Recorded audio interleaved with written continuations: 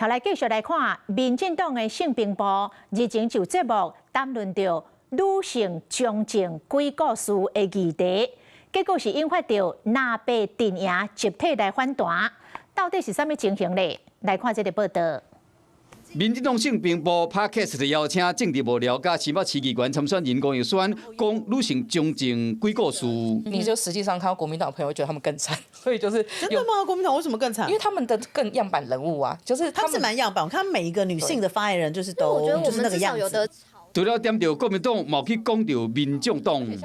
民眾黨女生甚至就是出來，就是更剛剛講的，就是四大金釵，就是禮物。當時學姐那個事件出來的時候，我們就想說，天哪，真的很恥！之前曾經跟柯文哲為伍，不應該因為黨派的不同而受到訕笑或是譏笑。號稱最重視性別平等的民主進步黨的性別平等部，看來對於女性的尊重還有很大的進步空間。那黃正英的批評，這個影片公開後，南北攏真生氣。不要拿着性平的招牌，只會作為政治工具打壓他黨的政治工作者，更打壓其他的工作女性。說我們是禮物，說我們是同一個樣板，我感到非常非常的不解。還是這就是民進黨的性別平等？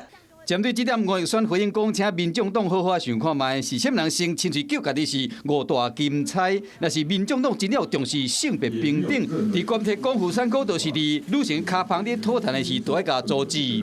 我自己作為民進黨的從政女性，希望在民進黨能夠更有性別平等的意識。本來想要講中正的鬼故事，想要到煞引起新的爭議，嘛本來想要講性平的代志，煞失去焦點。